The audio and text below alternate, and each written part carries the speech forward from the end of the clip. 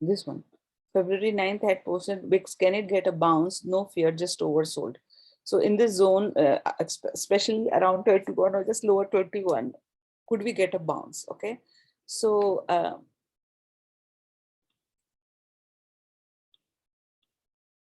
so it was here, right? It came on this orange line and it did got a bounce, and it did hit this 31, 30, almost 31, 1 cent less. So 31 it hit, and it didn't hit that this upper line, but it closed below this, which is the high of this. So that's something to keep a note of. Just like ES is doing a retest of the low, this is doing the retest of the high.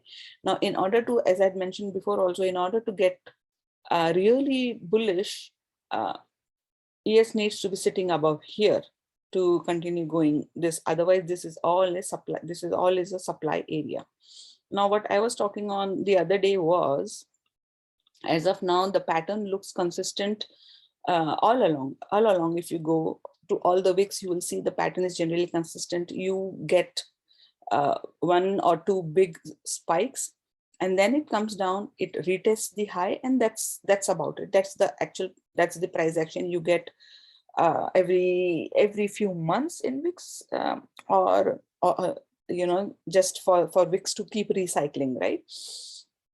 So it did the same thing exactly like that. It bounced up and then pulled back, now retesting, going back up. Then we need to see whether it would follow the same patterns as here, or that it has some strength to go back up here. Now, in order to generate bigger wicks, there has to be a lot of fear in the market, where you can get continuous few weeks of the high, the price continuously going up. It could generally be event based. And look at this. This was 16th March, 16th March, right? And when did the spikes started? A little bit of spikes started happening late February only, right?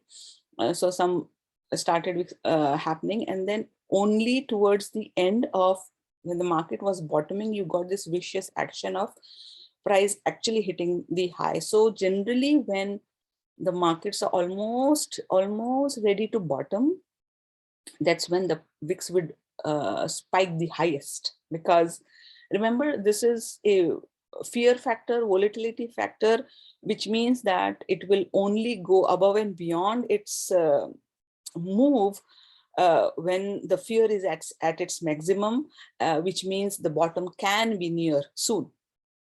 So once this spikes for few candles, it eventually dies down. Okay, so probably shorting this may be having more control on it versus looking to when it's bouncing, right? That can, because that eventually it is going to die down, right? So shorting it would be more easier than thinking of going long on it. So it depends how general people wants to work that one. So this is so that's what I was trying to say, that look at the price action, whether it's similar things is happening, meaning it's just a retest of the high and it will test somewhere this area and then die back, which means the ES would again bottom around what we had said, somewhere here. Okay, somewhere here, or max we can say here. Not sure if it will go there or not, but yeah. So look out around this area first. This area needs to see, remember we had said that it goes here, it tests back here, and it comes down to test down, and then goes up. So don't discount getting too bearish unless the price comes down here or here. So watch this area very carefully. The oil. Okay, this was one of the things which we were watching.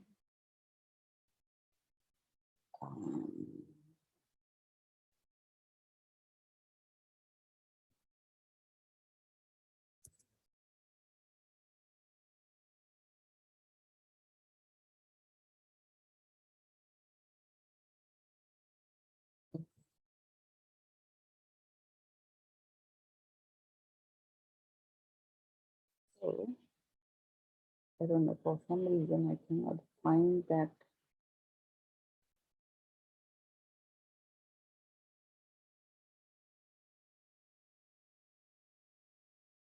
This is what, I don't know. I sometimes just draw lines as it pleases me, because, there are no rules. Technically speaking, there is no rule. You can draw a line anywhere and then you act upon it based on that. Your entry, your stop loss, your everything will depend on that. Because price is price, and one of them is going to be okay. So since I had drawn it here, uh, because this was a very peculiar price action, right? See, it was a very it was a very nice kind of a wave, which was oscillating and dying down, like what we call as the pinning action, right? It was pinning action. So when it was happening this way, I had drawn this and I was thinking, what kind of a move it will generate? Will it go this way or this way? And it generated a very sharp move down here, and we got this move down. And when I calculated the extension, I need to find my old chart there, because that had marked the extension here minus 41, and I was like, minus 41, who, I mean, I was not even ready to accept the price around $25 on oil at that time, thinking we were here, then 25 was too far away, right? So your mind doesn't process that it can go that low. But when it came down to 25, I was like, okay, this is it, because 25 is a good extension and a good support coming into it. So, uh, here somewhere, because it had matched up here, I said, this is looks like a good demand and we may not get anything low, but it kept trickling down, and it when came to 12, I was like 12 to 9, that should be it. It shouldn't go into single digits, but the damn thing actually went to minus 41. So since then, I've learned that never to discount anything. If it is giving you a minus extension, just accept it, take it. It may not go there, but it may mean something, right? So the one thing I've learned is keep your mind open, no bias, just follow the price. So we as it had mentioned, that once price had gone above 59 and close on a weekly basis, that was a very strong bullish action happening post that. And since then, price hasn't stopped from 59 to almost 100. We are very close to 100 now, is coming, and then it touched here.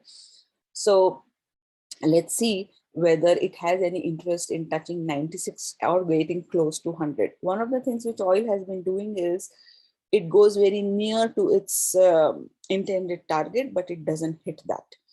It pulls back, gives back some, and then goes back up.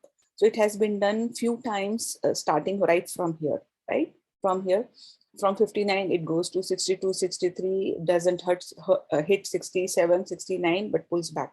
Then goes back, attacks that area, then doesn't hit 73 to 75, it pulls back, then goes back and attacks it. 81, 80, 89, all this, and then 94.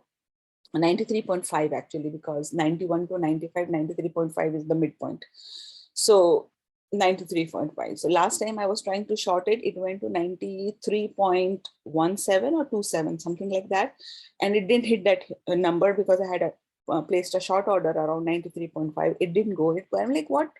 Just for 25 cents or 30 cents, I was not able to short it because the price had come down back to 89 or something like that. I was like, what, 3 points lost? And it didn't short. But then after that, it came back with a vengeance. And, it was a, people would say it was a news driven move. Yeah, but it had a target and it hit it. And it did not do much beyond that yet, even though the news was strong, there's going to be a war, etc., etc., over the weekend. But so far, it is contained here. So we need to see whether what happens between this 91, 93.5, then above 93.5, we'll have 96. So between 91 to 93.5, 93.5 to 96, what it wants to do. Generally, hitting a whole number like 100, which is a very big mental number also, will it do it the first time? it's possible, that it wants to 100 because the prediction is from 100 to 125 for the oil. But the first cut, will it do that? Generally, if a lot of people are looking at to hit 100 in a short time, then probably it may not hit. It may do the exact same thing what it's been doing. It'll lure people into that area, then pull back, and then later on and come back and hit it. So I'm thinking of, looking for some short trades in oil and oil related products or stocks to get some pullback around this resistance zone.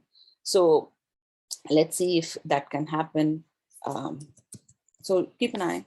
No, GC is, yeah.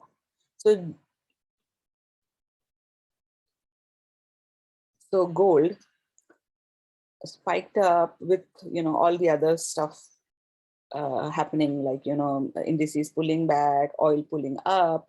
So gold had also given some pull up, basically. It went almost 30 plus points, right? But it did close below this high, see? So this was the area it was having a lot of issue in the past, going above and holding it. Again, it is not holding it, and it is closing below it. So that's something to keep an eye on, which we can see here that this is coming from the, where is it? Did I draw this? I didn't draw this, right? Or did I do this? I did maybe. Oh, okay, it's coming from the weekly, not from, this is the weekly one. So 1 month. Okay, so this is the probably, so there is still some time for it to break out or not to break out. It still has this much to go for if it still wants to after the range. If not, then it has to go above this and continue to stay there uh, for a bullish breakout. So basically, maintain this 1850s, and then 1937 to 2000. That's another area. So this area, to get over, then it can go to 2100, back to 2100, to 2350, 2500 is there. But again, need to recapture this area convincingly. Again, see, there was not so much of a good volume for this spike as well. So be aware that gold did not make a considerable move. Oil hit a resistance and may or may not continue the move. Indices are retesting down and are still holding the low. Good support area 43.75, 43.57, all the way to 42.25. VIX is also had risen up, but still hit the previous resistance, closed back below the previous high. So these are the points which, that is what the close was on Friday. So keep all these data points in mind, that everything made a move based and are at a point where they are currently either at resistance or at a good support zone. So things need to go out and above all those areas in order to follow through the move. And otherwise, this is just a retesting of the stuff, and things may look all hunky-dory back again. So that's the only thing I was trying to point out, that look at all these things together. And so this is still in that 96 area. It didn't do much.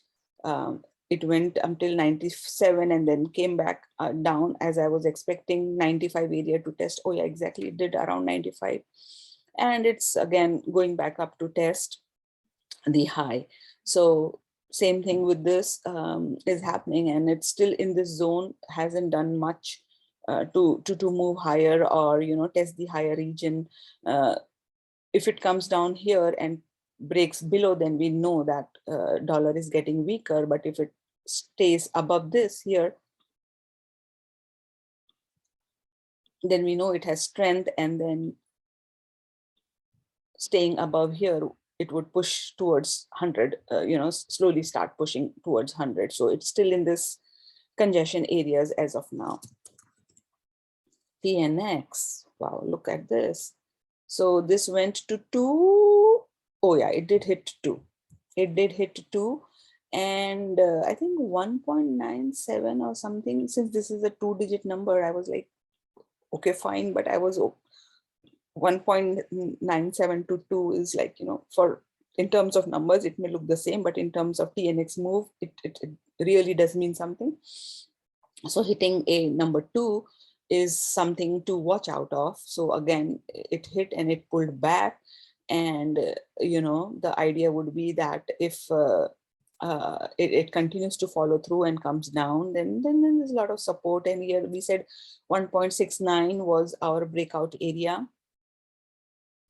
So see, if this tries to break down here, then there's definitely weakness here, because this was a breakout area on the monthly. Okay, if it is continuing or maintaining above that level here, 1.69 or 7, then you definitely have a strength, and then eventually it will push out of this area and go above. Otherwise, coming and retesting down back here could mean some weakness, and losing this number here would definitely mean some weakness, which means equities are better positioned to rally. So this is kind of the market talk. I hope you guys enjoy it, and leave some comments if you liked my talk here, and it did make sense to your price action, and it helps you to understand where the markets is and how to look at things in terms of a confluence of what everything is coming together or doing stuff, so that you know what different things to look at versus saying, oh, the sky is falling or we are going to the moon. Okay, so there are so many layers between falling down to the earth and going to the moon. So just layer by layer, it would help to go through things. So okay then, guys, we may have a jam-packed week next week. One more thing, next week is your OPEX. So again, assume volatility or up down movements. For the monthly expirations, the whole week would be filled with option expiry except Tuesday. So price would be honoring around, moving around those option expiry. And the other thing is, as this OPEX finishes, we would be entering into March, which is a quad witching month, the third month of the quarter, which means all the futures will be changing their contracts to another one. So that would again can be a very volatile month. Now, the quad witching, generally the perception is that it's only in that OPEX week or it's only that one day. No, the volatility starts much ahead of all of that, leading to that OPEX week. So the whole big movement of price, either it can be very volatile or it can be volatile to moving into very strong unidirection. Either it could be upside or it could be downside, doesn't matter, but it can do this volatile or volatile plus unidirectional move in one direction. You can get those moves. So if you're an option trader, then be careful about it in March.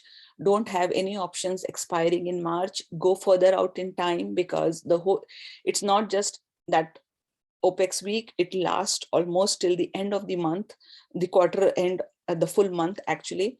And slowly the volatility starts to calm down. So if you're an option trader, definitely, and especially if you're a newbie or a newer trader or newer to options, I would sit that month out or buy very long-term options and, sit this month out and not try to trade too much during this very high volatility. So that's just something I've learned over the years of monitoring the price, that quad witching is just not about 1 week or 1 day. It's about few weeks, starting right from the option expiration of the previous month, like February, it will happen next month, going on all the way to the end of the quarter month. So hope that information helps you. So have a good trading week, enjoy your weekend and the Super Bowl, and safe trading.